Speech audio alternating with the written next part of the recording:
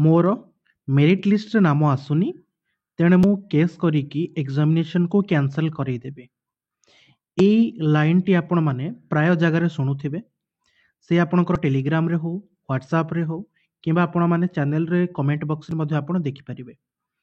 तेबे आपण मानको मु आज सुप्रीम कोर्ट द्वारा दिया जाइथिबा चारोटी राय विषय जणैबी एवं सेई चारोटी राय आपण जानि सारिबा परे आपणक मन भितरे जो पिलामानक जो दुर्बृत्त मानक द्वारा करा जाइथिबा एही वाक्यटी माइंड भितरे सबले आसु जे कोन हमर जो जेटी एग्जामिनेशन टा कोन कैंसिल ही परिबो कि ना पिला माने जो माने कि पाइबेनी से माने कोन सतरे केस करी कैंसिल करे दे परिबे कि। तो एई चारोटी केस आपण मानक मु जणैबी आज वीडियो रे, जहा द्वारा आपणक मन रे सब डाउट क्लियर हे जिवो आ आपण माने जमार वरीड हेबेनी जे एग्जामिनेशन कैंसिल हबो ना हबोनी। तो फ्रेंड्स आपण देखुचंती आपण मानकर प्रिय channel study thought YouTube channel. तो जदि आपण माने प्रथम थर चैनल को आछन ताले चैनल को सब्सक्राइब करंतु, वीडियो को जिबा पूर्व लाइक करिवार सहित निज माइंड रे जहा भी अछि कमेंट बॉक्स लिखि जणाई परिबे। सो चलंतु स्टार्ट करिबा आजिरो वीडियो को। सो फ्रेंड्स मु एठी आपण मानकु केस नंबर 1 को नेबी, जोठी देखि पारुथिबे आपण माने सुप्रीम कोर्ट रो केस एटा रहिछि Brajmohan Mahajan versus bar council of India.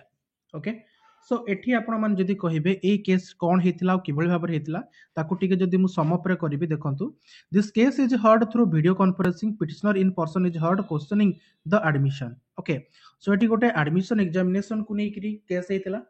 Okay, petitioner कोन डिसीजन करथिले ना बार काउंसिल ऑफ इंडिया, जोटा कि 26/2020 रे ऑल इंडिया बार एग्जामिनेशन जोटा थिला आपनकर, जोटा कि 15/9/2019 रे हेतिला। तो ताकू कोन करथिले ना कैंसलेशन करथिले। ठीक अछि, तो एठी पिला माने अप्लाई करथिले जे काहे कि कैंसिल करा गला एवं तारो रीजन दियो। तो एठी रीजन रे पूरा क्लियरली आपनकर लिखा हितला जेहेतु एग्जामिनेशन को कैंसिल कर जेतिला, कैंसिल रो गोटिए ही रीजन थिला। कोन रीजन थिला ना mass copying in the said examination. तो जो एग्जामिनेशन हेतिला जो 9 सेंटर रे हेतिला इंक्लूडिंग जबलपुर एग्जामिनेशन सेंटर जोटी के पिटिशनर एग्जामिनेशन देइथिले, तो सेई जगह रे मास कॉपी हेतिला। तेणु जेहेतु मास कॉपी प्रूफ सहित थिला तेणु एग्जामिनेशन को कैंसिल करा जायतिला। सेकंड एग्जांपल को आसीबा हम Abhishek Singh Jadon and others versus university of RAJ and ORS. Okay, so university को पई को हेतिला जोटी कि आपनकर बीकॉम एग्जामिनेशन कथा को जायतिला। सो एठी कोन करा जायतिला ना एग्जामिनेशन को कैंसिल करा जायतिला। काहे कि कैंसिल करा जायतिला फ्रेंड्स जदि आपण देखिबे तो एठी गोटिए जिंस आस्तिला, गोटे जिंस आपण मान देखि परिबे एठी। ओके, एठी कोन हेतिला द कैंसलेशन। ओके, गोटे second. The cancellation of examination is precisely due to leakage of papers of BCom Part 3. Okay, so जो Part 3 आपनकर जो क्वेश्चन पेपर थिला एठी क्वेश्चन पेपर लीक हेतिला। जेहेतु क्वेश्चन पेपर लीक हेतिला एटा को कैंसिल करा जायतिला। तेणु जहा विपक्ष रे ही पिला मान जे कि केस करथिले सुप्रीम कोर्ट रे जे आमे माने पढी के आस्तुलो हमकु एग्जामिनेशन दरकार कैंसिल करबा आवश्यकता नाही, बट जेहेतु प्रूफ थिला जे क्वेश्चन लीक हेतिला जहा द्वारा कोन होतला ना प्राय असाधु व्यक्ति इतरे पाई जाउतले। तेणु एथि पय सुप्रीम कोर्ट कोन करथिला ना याको कैंसिल करथिला। आ गोटे केस आपण को रहउची Gangaram and others versus Uttar Pradesh माध्यमिक शिक्षा परिषद। ओके, तो माध्यमिक शिक्षा परिषद एगेंस्ट रहिता केस को आपण मानको जणेबा को जाउची। ठीक अछि, तो एठी कोन करा जायतिला आपण मान जदि मु समअप रे कहिबी जे जो एग्जामिनेशन हेतला 1996 रो जो एग्जामिनेशन को एठी कोन कैंसिल करा जायतिला, हाई स्कूल एग्जामिनेशन को कैंसिल करा जायतिला। काहे कि कैंसिल करा जायतिला ना फ्रेंड्स, तो एठी मध्ये से सेम जिंस हेतिला जे मास कॉपिंग रो प्रश्न उठितिला। एवं एठी आपण गोटे जिंस देखंतु जे एक्ट 226 रे समान केस करथिले प्रिंग issuing the writ of certiorari to the quash of the imposed order of the cancelling high school result, जोटा कि आपन को रिजल्ट एठी पब्लिश हे जायतिला। जेपरि वर्तमान आपन को ओसेपा द्वारा रिजल्ट पब्लिश हे सारिछि। ठीक अछि, तो रिजल्ट तो कहबी ना ड्राफ्ट मेरिट लिस्ट प्रस्तुत हेतिला। ओके, सो एठी हेतिला तेणु आपण कोन करियो ना ई जो कैंसिल न करी रिजल्ट काढिया पे एठी रिक्वेस्ट करा जेतिला। रिक्वेस्ट जे तो करा जेतिला एठी कैंसिल कर दियाला कारण मास कॉपिंग थिला, प्रूफ थिला।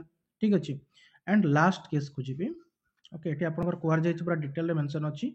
ओके, काहे कि एपरि करा जेतिला एठी देखंतु से केस रे गोटे जस्ट सम अप टाटी लेखा जायछि। It appears that the result of the petitioner was not declared on the ground of mass copying or in the other words suspicions of copying use of unfair means। तो examination cancel करिवार मुख्य कारण रही आपनकर जदि कोनोसी कारण रे examination रे असाधुता हेचे दैट इज मास कॉपिंग हे पारे बा आपनकर अनफेयर मीन्स हे पारे किबा कोनोसी कारण रो आपनकर क्वेश्चन लीक हे जाय पारे जदि एपरि किछि हेइथिबो ताहाले एठी आपनकर आसुची प्रश्न जे कैंसल करिबा पई ओके। तो आ गोटे केस जोठी कैंसल को खारज करा जायतला एटा आपण जणे निहाती आवश्यक। Nikita Ashok Khadekar and others versus state of Maharashtra जोटा कि आपन रिसेंटली 2 वर्ष तळे हेइथिले 2020 रे ओके सॉरी 2020 रो केस एटा सॉरी 4 वर्ष तळर केस।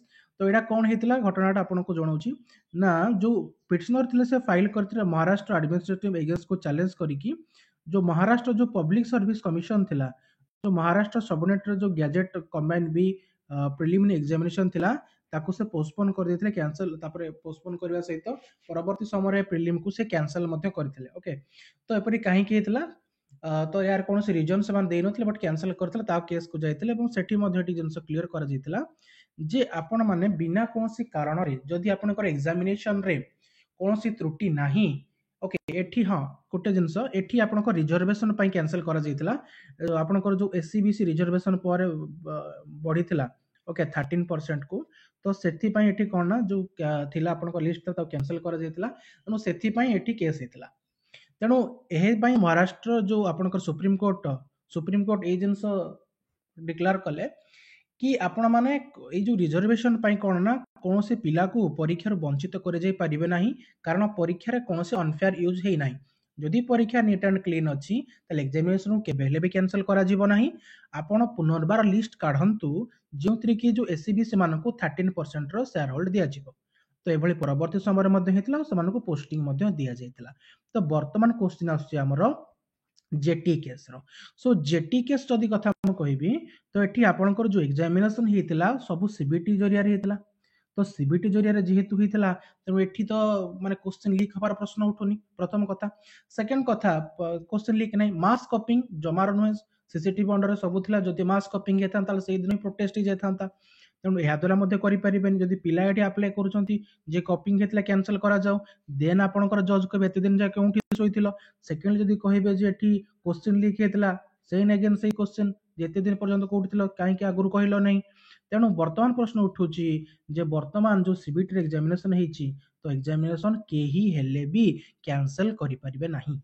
तेणु मो बंधु माने जो माने भी वीडियो को देखुच गोटे जिंस शेयर हो जाओ जे जेकोसी पिला जेतेबेले डिस्ट्रिक्ट फॉर रे थिला समान कहले जे हम नहले कैंसल कर दबु कैंसल करि परिबेनी आपण कैंसल ही करि परिबेनी फर्स्ट कथा। सेकंड रे जो स्टेट रे वर्तमान पिला कहउछन आमे कैंसल कर दबु केही कैंसल करि परिबेनी फ्रेंड्स आपण एटा सियोर रुहतो मु आसियोर करूची 1000% आसियोर करूची जे जेकोसी पिला भी कहउची आमे केस करिके एग्जामिनेशन को कैंसल करि दबु कोनोसी ग्राउंड ही नाही कैंसल करेबार।